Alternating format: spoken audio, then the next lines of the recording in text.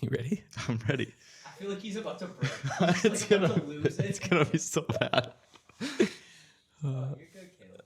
I've watched so many of these and Yeah, you'll do. yet don't have no clue what's gonna happen. Yeah. All right. Hey, everybody. Guy here from Chit-Chat.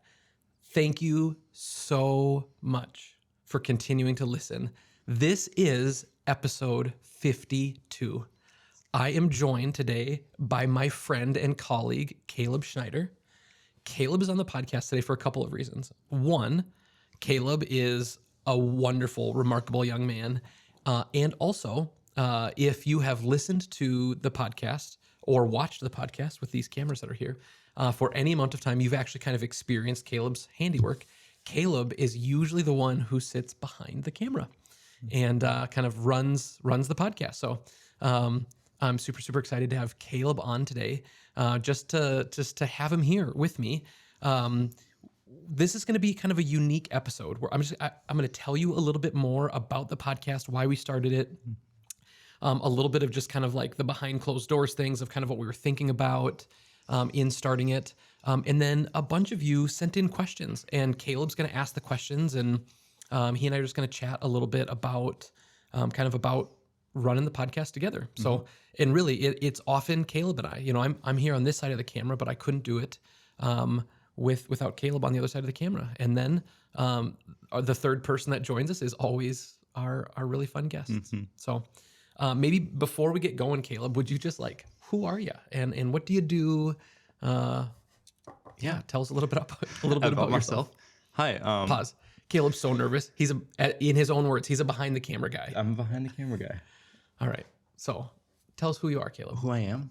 My name is Caleb Schneider. I live here in the St. Cloud area, Sartell specifically. I've grown up here my whole life, and I am a photographer and videographer here on the Switchboard team. Also in an apprenticeship program, learning a ton from these really great guys, Ryan, and Taylor. Yeah. Cool. And he helps us run the podcast, which is also really, really fun. When Caleb started in the apprenticeship program, there was no thought yet of podcasts. It kind of got thrown at him kind of one day in a meeting, and he jumped in. And we have a fellow by the name of Josh Hagberg who plays an important integral role. He's behind the camera. He's behind the camera today. Hi, Josh. Hi, Josh. He waves. Caleb, before we maybe get going with some questions and stuff, you have been in the room for all of the podcasts. Yes. What do you have a favorite podcast guest or two? Maybe not the guest, but like the episodes themselves. Do you have of the 52 of them, do you have a favorite or two? Yeah. My favorite episode so far has been Jay Johnson. I don't remember which episode number it was, but really, really sweet guy. A marathon runner.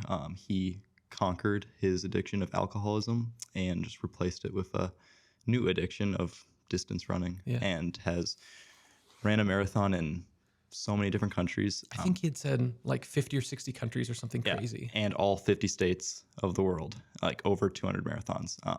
Just really sweet guy. It was a super fun conversation. Just sit there and listen.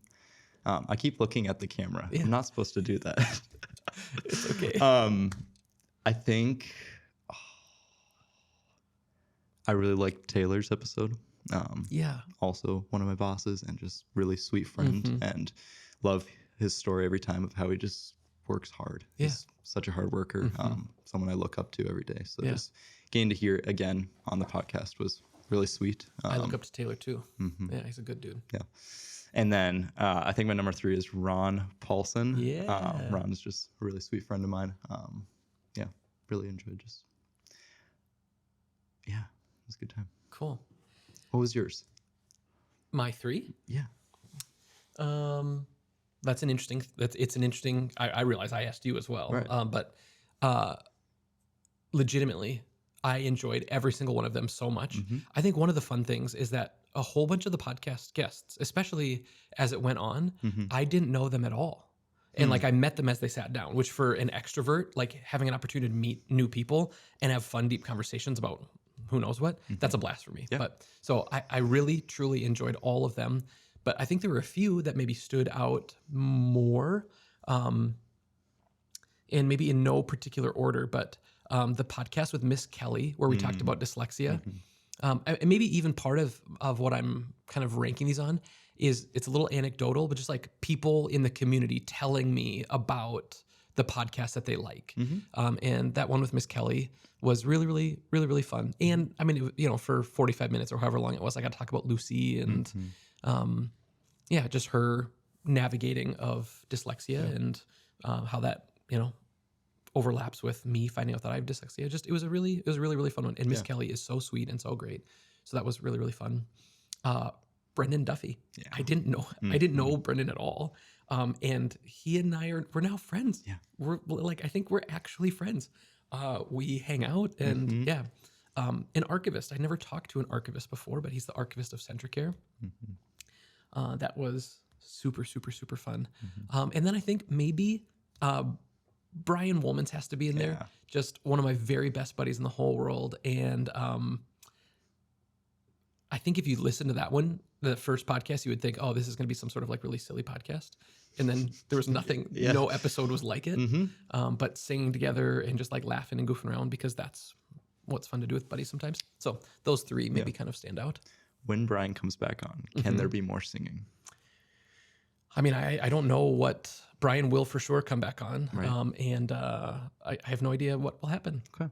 The likelihood is there that he and I will sing a little bit, because legitimately we sing all the time. Like, he and I are driving around together, making up silly songs. So the fact it could happen here again, but that's great. Okay. One little thing. I think in little pieces, I maybe shared some of this about kind of how and why we started the podcast. And I'll just share a little bit more of that. First of all, before we jump in, for the podcast that I listen to and enjoy, every once in a while when there's a podcast that like kind of breaks out of the mold or the norm, like this one that we're experiencing right now, in TV, they're called bottle episodes. You kind of these little stories that get pulled out. So this is like a bottle episode of our podcast. I love those. And so I happen to really like them. Maybe you do as well, or you don't, I'm not sure, but we just thought taking a minute here after having done this for a year to talk about kind of what's happened in the podcast was kind of a good thing to do. I will also be honest, it is a little weird, because for 51 of these before this, I was talking with someone about their thing and what they're doing. And this one really is kind of about the podcast. So just going to be totally transparent. It does feel a tiny bit weird. So maybe no one's listening anymore to it, but thanks for continuing to listen for all of these episodes. And we just wanted to share a little bit more about actually creating the podcast. But Taylor and I, we were working out at the Y, and we went after our workout, we went and sat in the hot tub, and he pitched the idea to me. Have I said this on the podcast yet? You did. It says his episode. Okay. But. Oh yeah. But yeah, and he pitched kind of hard that we should do the podcast, and by we, that I should do the podcast. And it felt weird because there's so many podcasts, and I don't want to, this idea of trying to like grow some big big podcast or something. I just had no interest in that. And he just kind of like reframed the conversation about like, well, what about St. Cloud? Like, what if, because that's what he meant all along. It's like, what if we could make something that's just for our people? And that I got really, really excited about. I'm sure that it's known but I love St. Cloud. I love being here. It's one of the main reasons that we've done this, is that we want to help kind of highlight the stories of what's happening in St. Cloud. And a podcast is as good a place, maybe even better, of a place to do that. And so kind of Taylor kind of reshaping how I thought about doing something like a podcast. I went from being really skeptical to really, really excited about it. And then, we Switchboard, we're a business, and we tell stories for our job. What we do at work all day, every day, is that we try to help businesses tell their story better, because you're already telling a story. And we just want to help businesses and organizations communicate their story in a better kind of way. That's it. That's what we do. And so a podcast really felt like a natural expression of that thing that we do for other people, but now we get to do it for people in St. Cloud. So really, really excited that we made it to 52. That was another thing is if you, and I think some of the questions that came in maybe are a little bit about this. So I'll just kind of just prime the pump here a little bit on this. But if you ever wanted to start a podcast, my recommendation is that you don't look at any of the metrics for a long time, because it doesn't really matter. No one's listening at first. Like the first handful of episodes that you put out, like literally nobody is listening to it. And I mean, by nobody, I mean the person who is on the podcast might be listening to it. Their spouse might be listening to it. You know, like it's just like the numbers are going to be really, really small. And so you can, if you look at the numbers and you care a ton about that, you could get really, really discouraged and kind of quit early. And so we just made this commitment to each other, like internally. If we do this thing, no matter what, we're going to do 52 of them. Yep. And if that's all it is this fun little snapshot. This is in 100 years, if the internet is still a thing, you could find this in the depths of the internet. You could find this podcast and you could learn about 50 people that called St. Cloud home in the year 2024 and 2025. Yep. And you could, if you wanted to have a snapshot of what it was like to live and work in the St. Cloud area and to run a business downtown, like you could have this like little snapshot. I would give anything to have that for like this building that we're in. The Mr. Thielman who built this, I would love to hear him talk for an hour about running his hardware store in 1899. I would love that.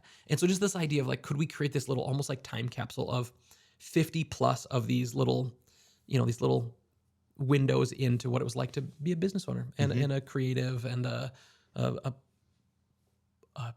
person that loves St. Cloud here. And so that, at a minimum, we wanted to do that, just kind of leave this little time capsule of our story. But we realized like if it went well and we continue to enjoy it, that we would do more. And so we are doing more. So this is episode 52 today. But next week, come back for episode 53. And we're going to continue pushing on. And we have no idea really how long it will go now or what it will be, other than we're really enjoying it. We're having a lot of fun with it. And people are listening and enjoying it. And so we're going to keep pushing on. It doesn't really make financial sense to do it. It takes a lot of work to do something like this. And we don't care about that even a little bit. I think really from the bottom of my heart, we don't care about that at all. It is a labor of love and so much fun to meet all these wonderful people that we get to have on the podcast and whatever. So maybe we'll get into that a little bit more, but that's kind of how we started the podcast, why we're doing it, what we care about as we're thinking about that. And yeah, we're really thankful for the 51 people who've been on and excited for lots and lots more. So there it is. All right. Are we jumping into the questions? I think we should jump into questions. Again, I think truthfully, this is the part of this podcast that maybe feels the weirdest. It's just like answering questions, but yeah, let's just do it. Should we jump into question 1? Let's do it. Okay. What are your top 3 recommendations for someone new to Central Minnesota? Just kind of, let's say you're moving here. Okay. And you don't know anything. Yeah. Like this is just this brand new town. Yep. Top 3 recommendations for them. Places to check out. Stuff to do. So right away, and I don't think this is, number one, I don't think this is specific for St. Cloud. I think if it's you're moving anywhere, figure out a way to plug into that community as fast as you possibly can. When Cassie and I moved to town, we closed on our house on a Friday. We moved all day Saturday and we went to church at the church that is still our church on Sunday and just instantly got plugged into that community. Yeah. Then, so that's one, like, well, I guess this will still be part of it. Truthfully, join Chamber. I love being a member of the Chamber. Even if it maybe doesn't necessarily make sense for your business to be in Chamber, they're just wonderful people. Yeah. All of the people at Chamber, they're there on Friday mornings because they're trying to make their business and their organization better. For the most part, it's full of really just positive people that are also like rooting for you, which is really, really fun. So I'd say get connected. So grab a church, join Chamber, volunteer at your kid's school, just like get involved. And if you sit and wait, if you sit and wait for people to come to you, you might wait a really long time. Yeah. And so it's hard and it's awkward, I think, especially if you're an introvert. But I think you just push in and we really are happy that you're here. We're so excited that when people come. but we maybe just need help learning you and meeting you. So that's step one.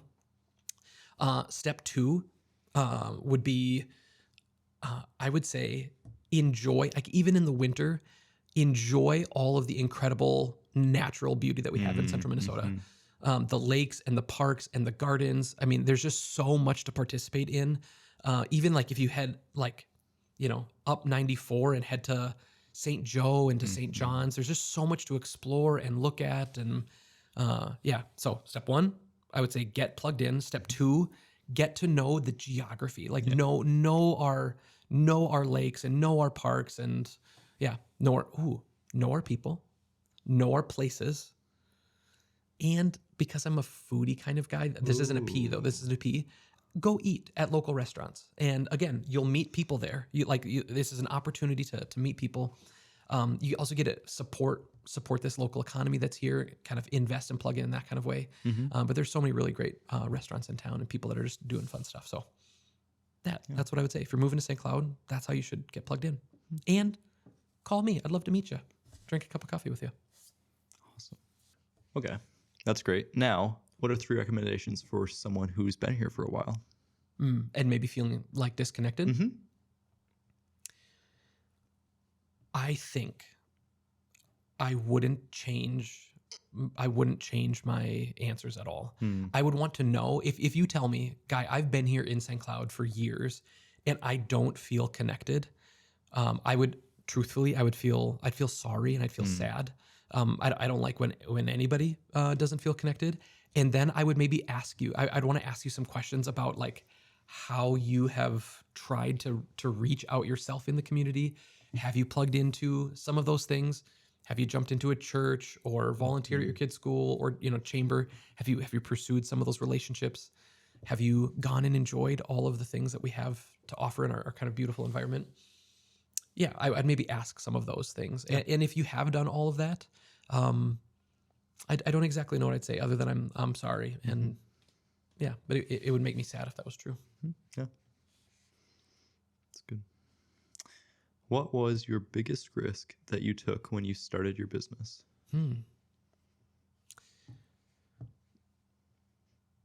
Man, my biggest risk, I think there's 2 ways to think about risk. There's like most people or lots of people, when you talk about risk, there's like a financial component to it. Like, do you have to take out a loan or stuff like that?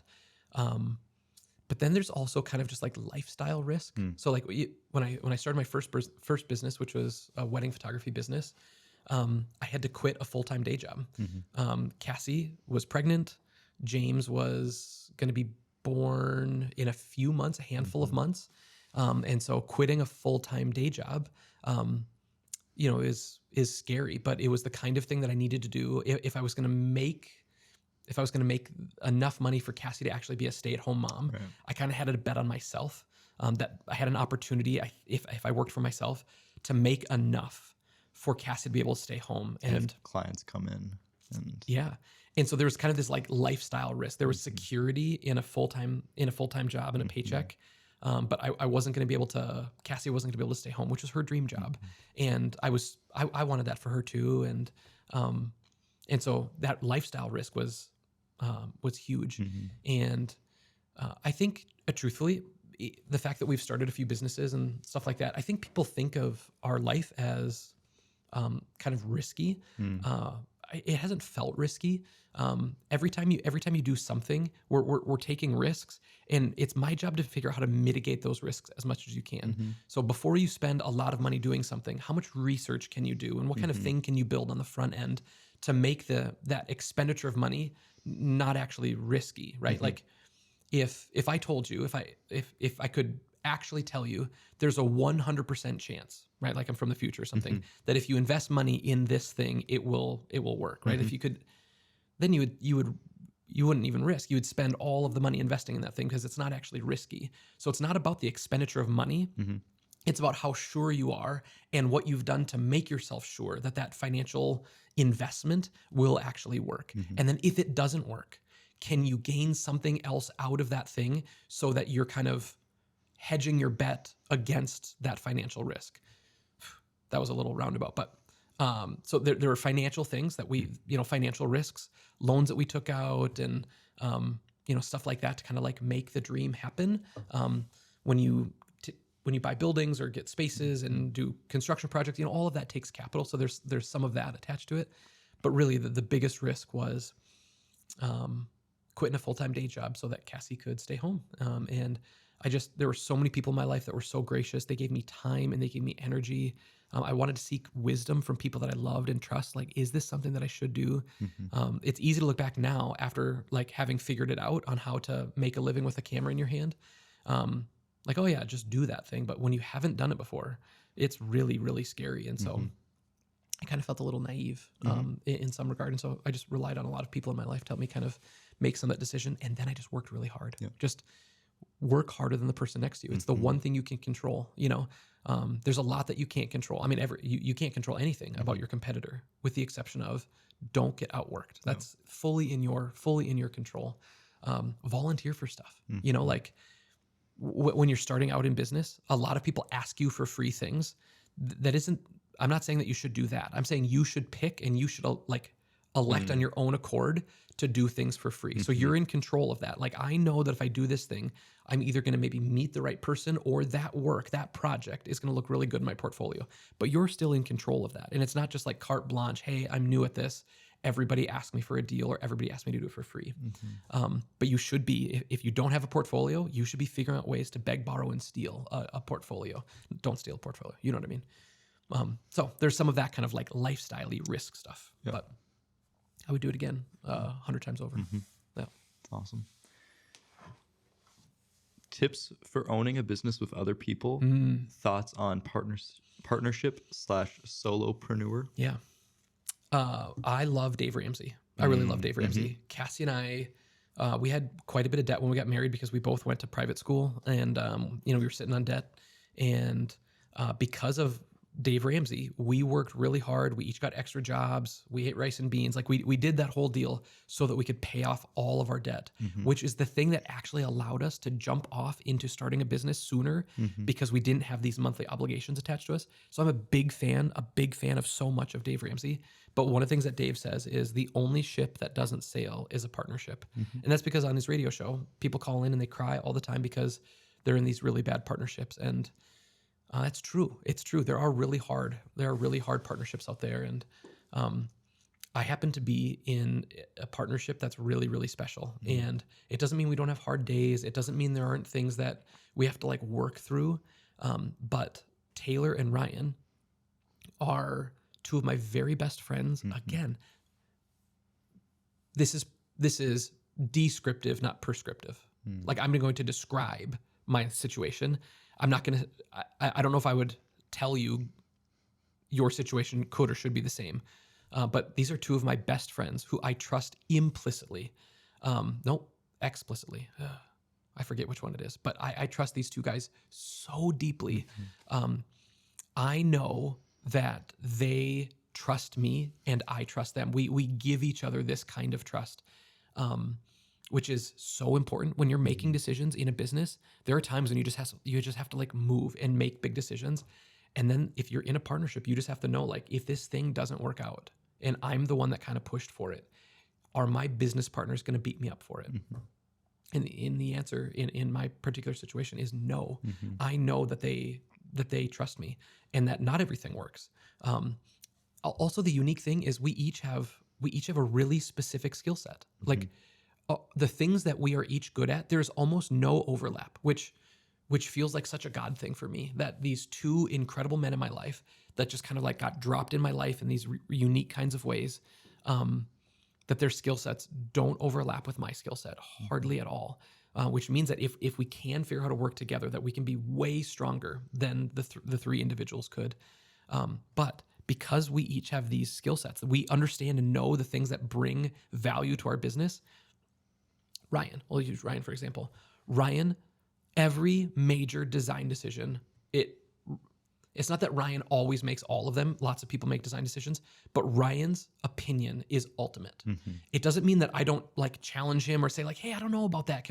Let's talk about that thing. Like I care about this thing too, and so I'm gonna talk about it. I'm gonna push against him a little bit, And at the end of the day, after we have that really good conversation, I don't care what happens. Truly, like definitively, Ryan's opinion matters. And when I push on him for some of that stuff, it's more I just want to hear him. I just want to hear him like think through it. But that's because that's Ryan's skill set. Taylor is an operational mind unlike I've ever seen before. I also like to think about like processes and how stuff should work. And guess what? At the end of a big conversation, I kind of get to wash my hands of it and let Taylor do that. So find people that you trust. They don't necessarily have to be your best friends, but find people you trust. And then find people that are good at things that you're not good at. And then let go of those decisions.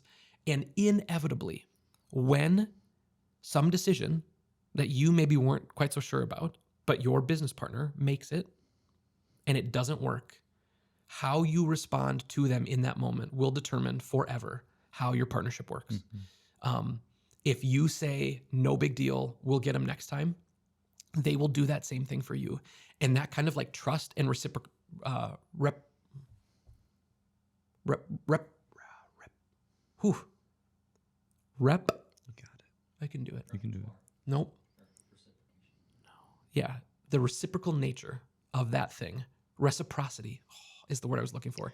That kind of reciprocity where you're allowing each other to have that grace, they'll give that thing back to you. So find people you trust and then let them be good at the things that they're good at and then back them, even if it doesn't go right.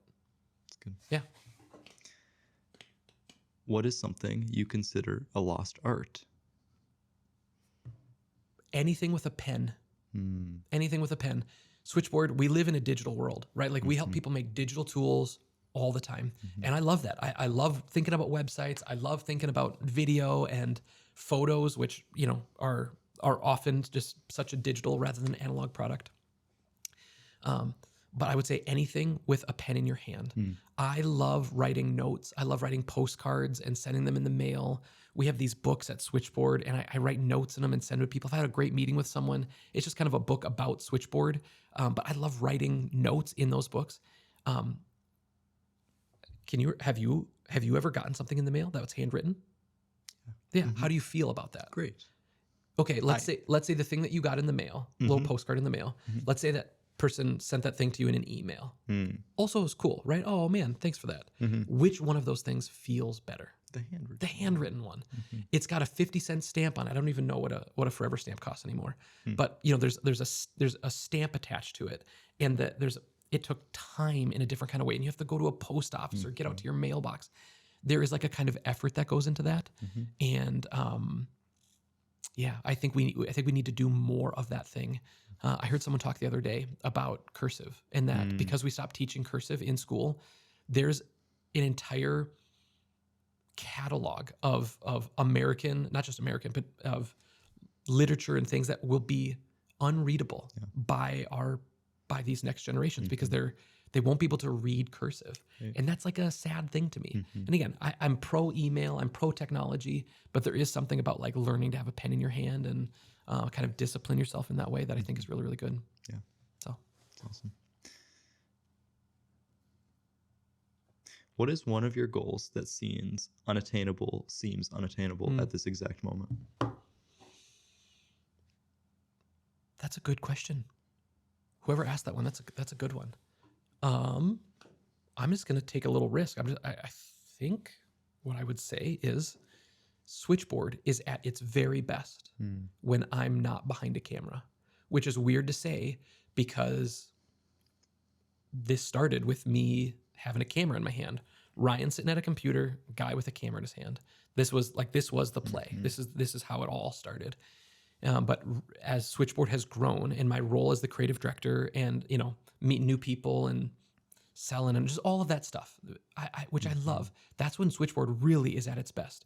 If I'm in a meeting with a client or a potential client, helping them dream about what their creative could look like, how they can take their story and message it and communicate it in a new and better kind of way, that's when Switchboard's at its best. But I still shoot a lot. And so we're moving in that direction as you know. But it feels far out that like I could officially like forget. Like it would be neat someday for me to forget how to be a professional photographer, like, and stay in a system and all that stuff. I'll never stop being a photographer. I love I'll forever want some dinky little camera with me so I can capture moments and stuff like that. But I do, I think, dream about not doing it in the same kind of professional capacity, but it seems far away. Yeah, that's great. And that's okay. Even that, Right. I love taking pictures. Like I love having a camera in my hand. So I'm not even like racing for it. It's more of like a reluctant thing that comes with this acknowledgement of like, I know when switchboard's at its best. Who is someone you consider one of the funniest people ever? Maybe one local, one not. All right. One of the funniest people ever has to be locally. I mean, I have friends. I have friends, like good friends that I think are really, really funny. But on a regular basis at Chamber, I think to myself, Ashley Green is funny. And the thing is like, it's not just when she's like, I think trying to make people laugh, because I think she does some of that, which I think funny people do. Her wittiness and her response time for something happens in a room and her ability to like make a quip with it is remarkable. And Ashley, if you're listening, Ashley's a former podcast guest. I think locally, I think she's very, very funny. Yeah. And then I think, like, as far as like comedians are concerned, there are a lot of comedians that I think are super, super funny. I think Nate Bargatze, if you've never heard Nate Bargatze, you should look up Nate Bargatze and Dead Horse. I cried laughing. I think he's very, very funny. Could you send that to me? Yeah, I can send that to you. Awesome. Yeah. I'm intrigued. Yeah. Awesome. Why did you move on from your long curly hair and headband phase? What a ridiculous question. The irony is my hair is long again. It is. And still pretty curly. No headband. I think that this question is referencing when I was in college and high school. My hair was long enough I could put in a ponytail, which is absolutely crazy. And I was also a college kid, so I was like barefoot or wearing my Birkenstocks or barefoot playing Frisbee all the time, with the headband on, driving a scooter. But I moved on because my wife didn't like it. And so, well, when we got to know each other, I had short hair and she never wanted me to grow it out. And somehow right now I'm getting this free pass to keep letting it grow. So here I am. Is ponytail coming back? I don't think the ponytail's coming back. She'd kill me. And it'd be the fastest way for me to have to cut it off again. Okay. The Birkenstocks are back. Birkenstocks are back. My hair is getting long. College guy, here we come. Yep. What community volunteer or engagement has been most worth your while? I think there's a lot of things that come to mind. There are organizations that I've absolutely loved serving and being a part of and sitting on some boards for. But I'm an elder at my church, which, I go to church called Calvary here in St. Cloud, and I serve on the elder board there. And I mean, by far, it is my favorite and most rewarding and most difficult in so many ways. When you're an elder, you're carrying the burdens of your church and the people that you care the most about and love and are trying to serve. And so, there's hard with that too, because, Calvary has 400 people. And so when people walk through hard times and there's illness and death and just things that are hard, it's the elders that in a lot of ways that are supposed to show up. And so if you're doing your job, it should be hard. And so it's really rewarding. I love that maybe the most. Yeah. Crew neck or hoodie? Crew neck for most of the time. Yeah. I don't see hoodie guy much. It's rare. I have one hoodie. Right. And so if it's like a weekend thing, I'll put a hoodie on. Yeah. But like when I go to work, I have a crew neck sweater on. What's worse, when someone says espresso or cheap? I mean, so many people say espresso. So I don't think a lot about that. And I think that this question is being asked because I sometimes use cheap instead of inexpensive. And I think what's being highlighted here is that that's inappropriate, which I agree. I should exercise the word cheap from my vocabulary. Espresso. That's it. But they're both not great. Yeah. Yeah, they're both not great. these questions took some different turns here. Yeah. Yeah. Do you have any advice for someone starting a podcast or advice for entrepreneurs in general? Great question. Great question.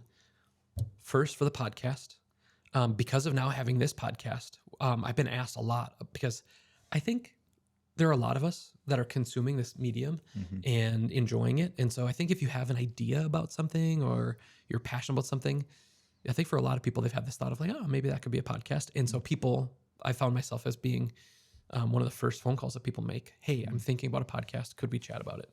And the thing that I always tell people is you need to give yourself some different metrics other than how much money am I making off of it and how many people are listening.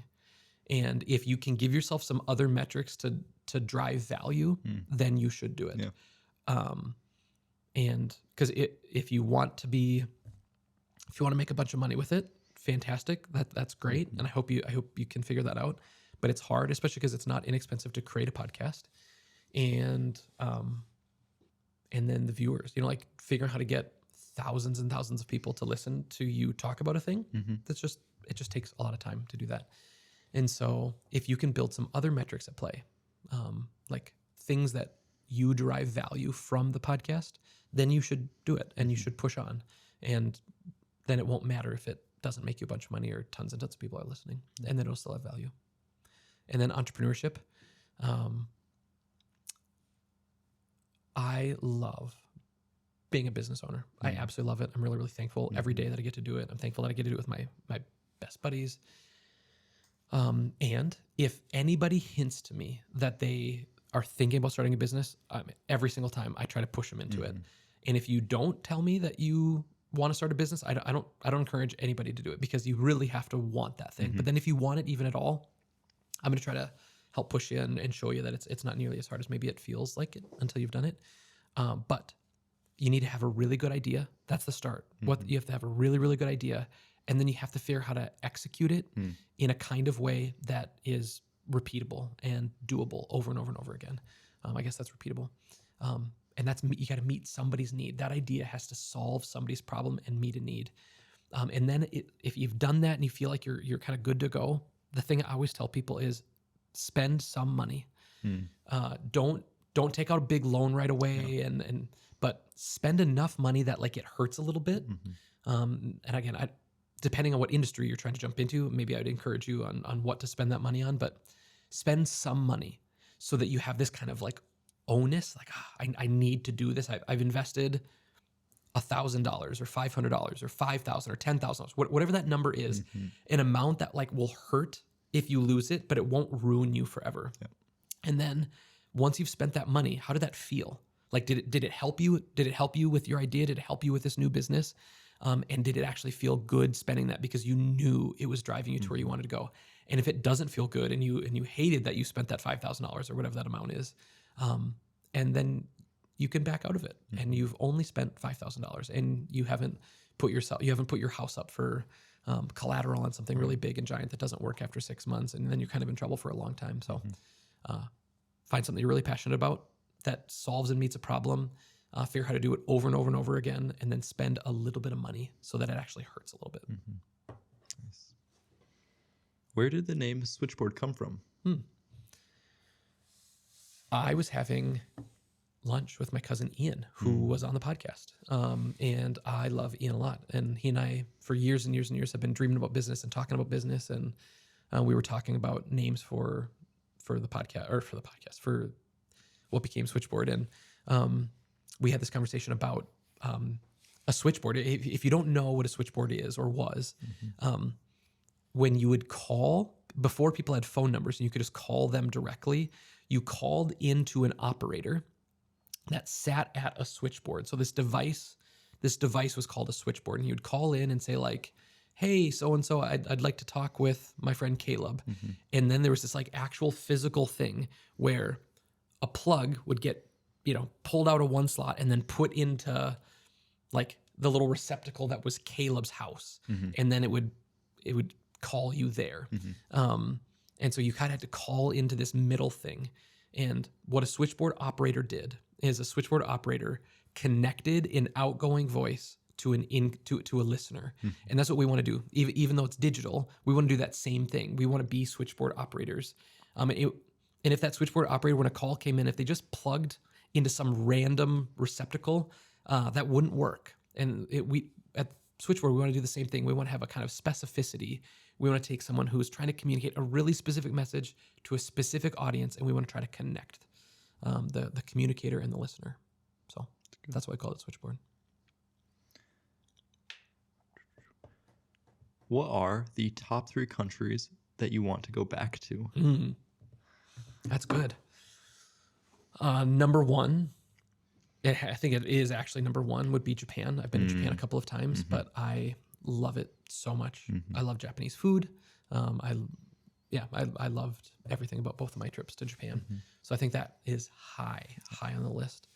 To go back to, I would love to go back to Tanzania. The capital, Dar es Salaam, on the ocean there. And it's just a really beautiful, wonderful, vibrant community. I'd love to go back there. And then I think I'd really love to go back to Budapest in Hungary, the city Budapest. Incredible city. I went to, on that trip, I was also going to Prague. And so when people said, oh, where are you going? And I would say Budapest and Prague. Literally, not a soul said, oh, you're going to love Budapest. Everybody talked about Prague. And Prague was fine. But it really got overhyped. And Budapest was just this like quiet sleeper city. And I actually had just the absolute best time. The city was so wonderful and easy to navigate. And the people were wonderful. And Hungary. Japan, Hungary, and Tanzania. There you go.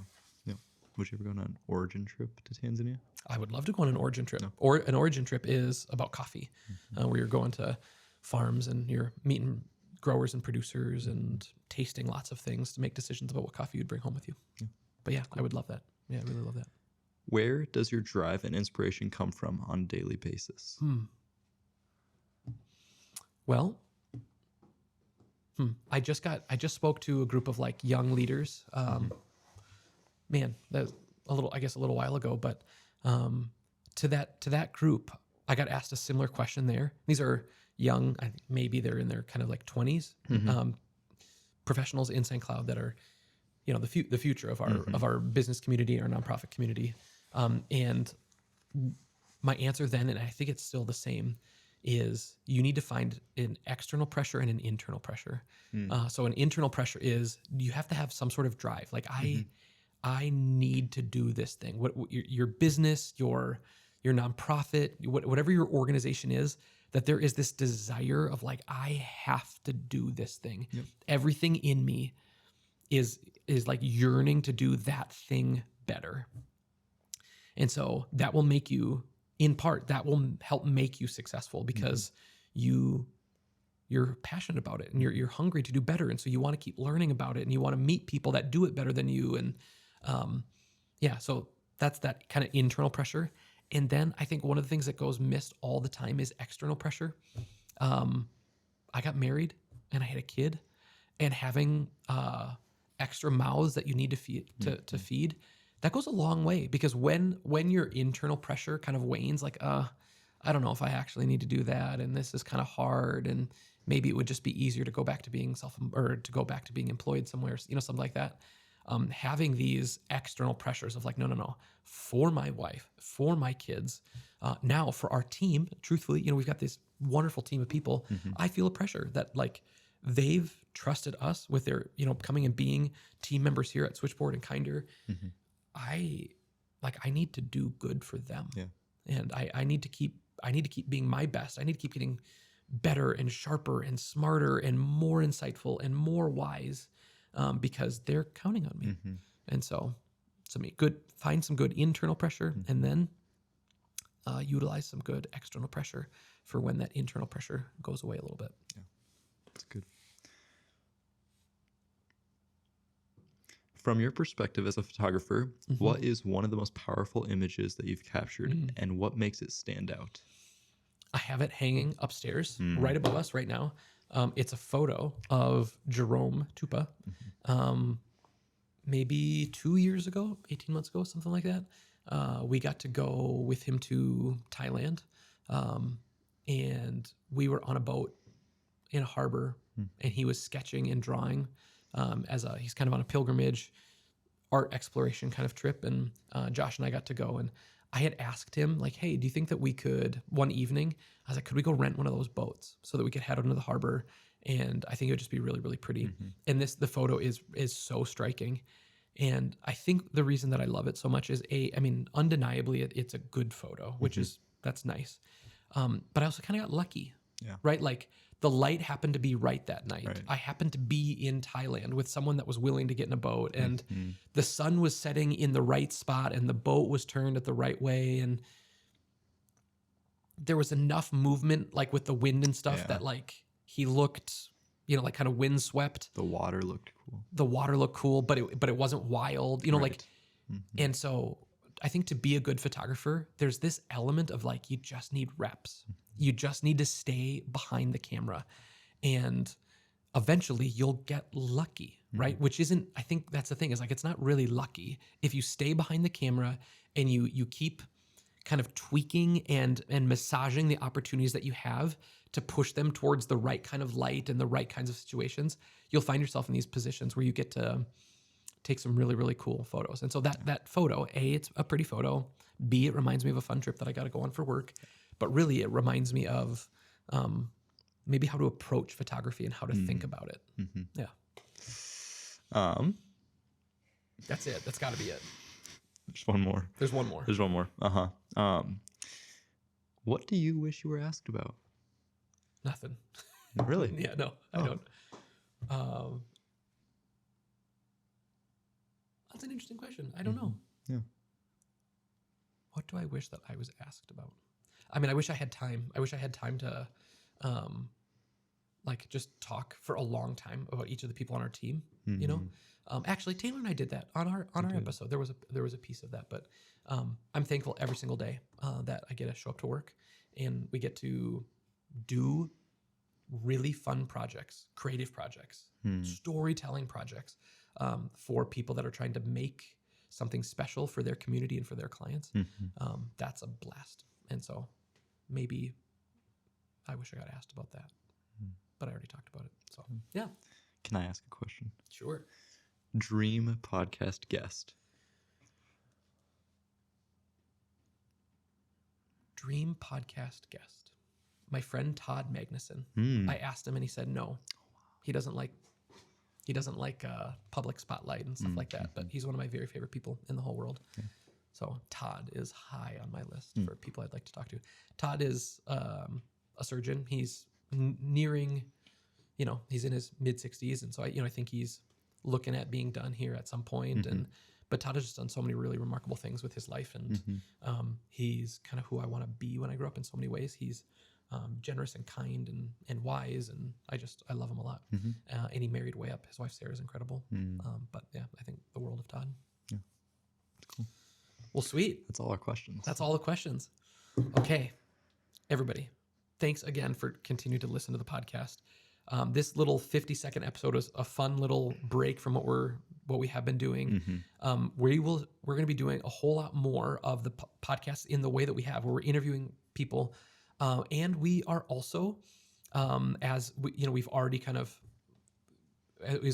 told you and shown, but we're going to have Ryan and Taylor on, and the three of us are going to talk about some stuff that's more similar to this. We'll talk about starting and running a business.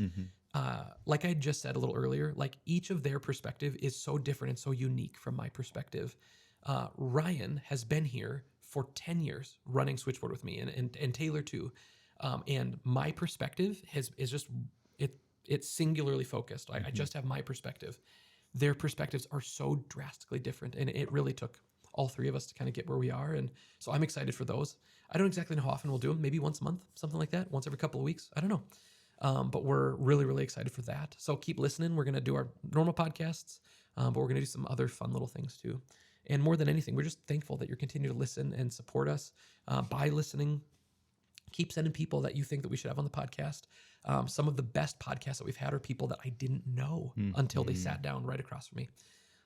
And so just keep sending us people. Keep telling us about. I love it when I come across people in public. I'm like, hey, you should have so and so on the podcast, and I think that's just a blast. So anyway, thanks again, everybody, for continuing to listen for this year. We made it. Hooray! Woo! We made it to 1 year, which is our goal, and we're excited to push on now. Yeah. Caleb, we close every podcast do. with an unpaid ad.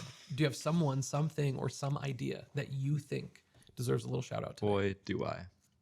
I don't know if you ever heard of this. All right. This thing. Okay. It's a practice. Have you ever taken a glass of milk and a warm chocolate chip cookie? Really? Okay. Take a bite. The best. So like a warm cookie, ice cold milk. I'll have to give that a shot. It's the I love best. it. Mm-hmm. My unpaid ad for the day is for the Chamber of Commerce.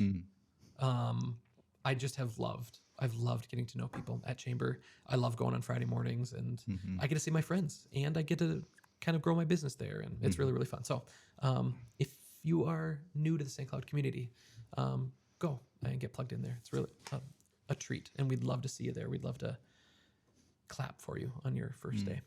All right, everybody. Thanks for listening. Seriously, we really, really appreciate it a lot. Love you guys.